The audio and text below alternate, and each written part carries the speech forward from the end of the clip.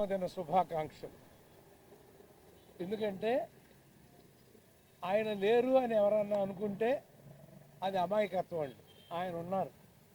మొత్తం కోట్ల మంది అభిమానుల గుండెల్లో ఆయన సజీవంగా ఉన్నాడు. ఆయన కృష్ణుడు, ఆయన రాముడు, ఆయన దేవుడు. అటువంటి మహానుభావుడు మే 28వ తారీఖు ఈ రోజున వారి జన్మదినం. వారు అక్కడే ఉద్యోగంలో ఉంటే ఎలా ఉండేదో మనకు తెలియదు.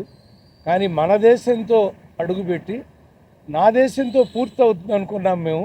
కానీ మేజర్ చంద్రకాంత్ దాకా కూడా ఆయన వచ్చి ఒక అద్భుతమైన నటనని మేజర్ చంద్రకాంత్లో ఆయన ప్రదర్శించారు. మీరు అందరూ చూసి ఉంటారు, ప్రేక్షకులందరూ కూడా. ఎలా ఆయన అసలు ఆ వయసులో ఆయన ఈ ఏరియాలోనే ఎక్కడో ఒక చోట ఫైటు ఆయన ఎగిరి తంత అంటే మాకు గుండెల్లో వణుకొచ్చింది తప్ప ఆయన చిరునవ్వుతో అలాగే ఎగిరి తంతా ఉన్నారండి. అంటే అంత అద్భుతమైనటువంటి మహానుభావుడు.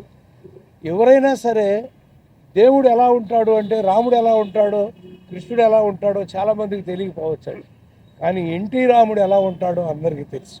కాబట్టి దేవుడు ఎలా ఉంటాడంటే ఆయన వంక చూపించి అలా ఉంటాడని మనం చెప్పుకోవచ్చు. ఆ మహానుభావుడి జన్మదిన సందర్భంగా మా మోహన్ కృష్ణ వారి కుటుంబం, మా మాదాల రవి, మా ప్రసన్న, మేమందరం కూడా ఇక్కడ మా టీవీఎస్ రాజు గారి అబ్బాయి ఇక్కడ ఉన్నాడు. అందరం అంటే మా అందరికీ ఎంత ప్రేమో ఆయన అంటే పొద్దున్నే లెగవగానే నా తలుపు ఇలా తీయగానే ఆయన ఫోటో ఉంటుందండి. ముందు దేవుళ్ళకి దండం పెట్టండి, ఆయనకి దండం పెడతాను నేను ముందు. అంటే అంత దైవంగా మేము ఆరాధించే మహానుభావుడు ఆయన. సో ఒకే ఒకటి ఎప్పుడు అడుగుతూ ఉంటాను ఆయన, మళ్ళీ పుట్టండి అన్నగారు. ఎందుకంటే భగవంతుడు మళ్ళీ కలికి అవతారంలో మీ అవతారంలో వస్తాడేమో మాకు తెలియదు. మళ్ళీ పుట్టండి అన్నగారు, ఒక భగవంతుడిలాగా పుట్టి ఈ ప్రపంచాన్ని కాపాడమని కోరుకుంటూ సెలవు. అందరికీ నమస్కారం. ఈరోజు సుదినం అంటే పండుగ రోజు. ఈరోజు మనం మా నాన్నగారి 102వ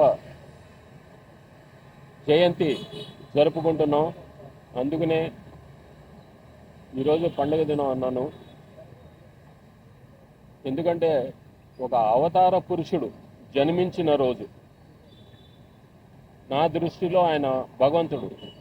నా దృష్టిలోనే కాదు, అనేక కోట్లాది మంది మనస్సులో ఆయన చిరస్థాయిగా ఉండిపోయాడు ఒక భగవంతుని రూపంగా. ఆయన ఒక సాధారణ రైతు కుటుంబంలో పుట్టి కృషితో బాగా పైకి వచ్చిన వ్యక్తి. అటు సినిమా రంగంలో కానివ్వండి, ఇటు రాజకీయ రంగంలో కానివ్వండి, ఎంతో కృషితో పైకి వచ్చిన వారు. వారిది ఒకటే సూక్తి, కృషితో నాస్తి దుర్భిక్షం. ఆయన సినిమాలో కూడా, అడవిరాముడి సినిమాలో ఒక పాట ఉంటుంది, కృషి ఉంటే మనుషులు ఋషులవుతారని. అది అక్షరాల ఆయనకి వర్తిస్తుంది. ఆయన సినీ రంగంలో కూడా సామాజిక సేవ చేశారు. ఎన్డీఎఫ్ అప్పుడు కానివ్వండి, అంటే మన పాకిస్తాన్తో యుద్ధం వచ్చినప్పుడు ఆయన జోలి పట్టారు. వారి సంక్షేమం కోసం, జవాన్ల సంక్షేమం కోసం. అలాగే రాయలసీమ కరువు వచ్చినప్పుడు భిక్షాటన చేశారు ఆయన. అలాగే దివిసీమ తుఫాన్ వచ్చినప్పుడు ఆయన బాబాయ్ నాగేశ్వరరావు గారితో కలిసి మళ్ళీ నిధులు సేకరించారు. అది చిత్రరంగం.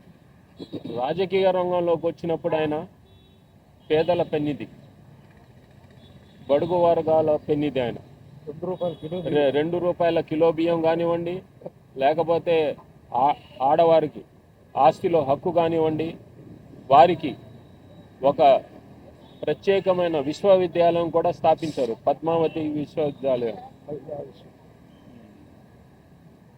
ఎన్నో సంక్షేమ పథకాలు. అలాగే రైతులకు స్లాబ్ అంటే ₹50కే ఉచిత ఎలక్ట్రిసిటీ కరెంట్ ఇచ్చారు ఆయన. ఇన్ని సంక్షేమాలు తీసుకొచ్చిన ఆయన వీటన్నిటికీ ఆద్యుడు. ఆయన పథకాలు ఇప్పుడే మిగతా వారు కూడా అనుసరిస్తున్నారు.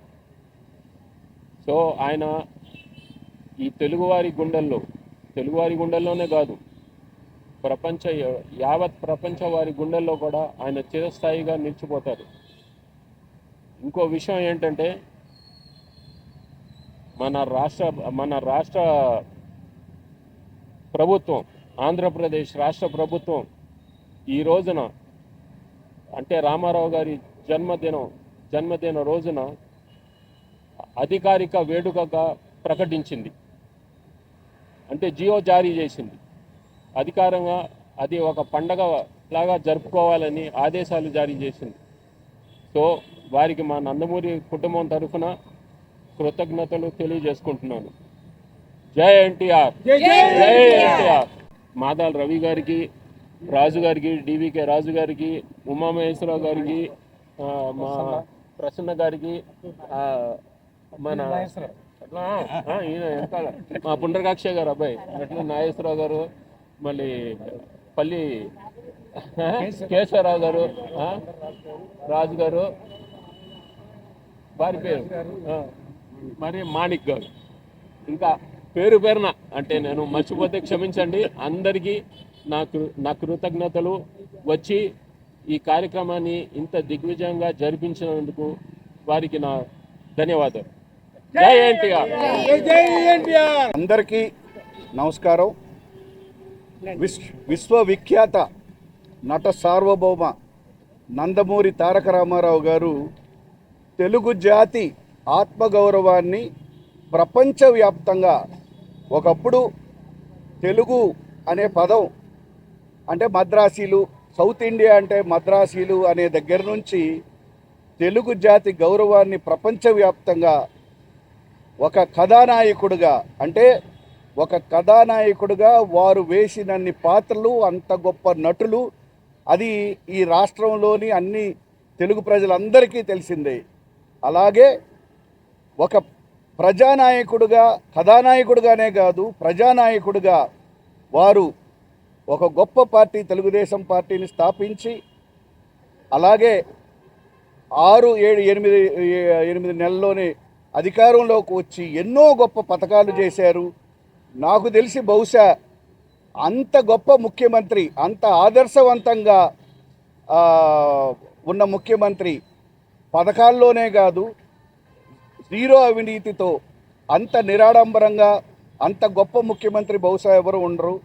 అలాగే ఇటువంటి గొప్ప వ్యక్తులకి మన భారతరత్న అనేది ఇటువంటి గొప్ప వ్యక్తులకి ఇవ్వాల్సిన అవసరం ఉంది. ఎందుకంటే భారతరత్న అనేది నందమూరి తారక రామారావు గారికి ఇస్తే ఆ అవార్డుకే వచ్చే గౌరవం వస్తుంది.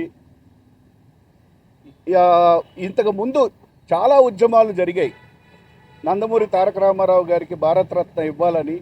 కానీ ఇప్పుడు మళ్ళీ వారి కుటుంబ సభ్యులు మోహన్ కృష్ణ గారు, అలాగే ఇక్కడ మోహన్ రూప గారు, సీమ గారు, అలాగే ఇండస్ట్రీ పెద్దలు పర్చూరు గోపాలకృష్ణ గారు అందరూ ఉన్నారు, ప్రసన్న గారు అందరూ ఉన్నారు. మేము మా ఫిలిం ఇండస్ట్రీ తరఫు నుంచి కూడా భారతరత్న నందమూరి తారక రామారావు గారికి ఇవ్వాలని ముందుగా 102వ జన్మదిన శుభాకాంక్షలు మా మూవీ ఆర్టిస్ట్ అసోసియేషన్ తరఫు నుంచి నందమూరి తారక రామారావు గారికి 102వ జయంతి ఇది. మా మూవీ ఆర్టిస్ట్ అసోసియేషన్కి నందమూరి తారక రామారావు గారు, అక్కినేని నాగేశ్వరరావు గారు 2 కళ్ళు లాంటి వారు. ఇక నందమూరి తారక రామారావు గారి ఆదర్శాలతో అటువంటి గొప్ప వ్యక్తులు మాకు నాయకులు అని చెప్పుకోవటమే మా మూవీ ఆర్టిస్ట్ అసోసియేషన్కి చాలా గౌరవప్రదమైంది.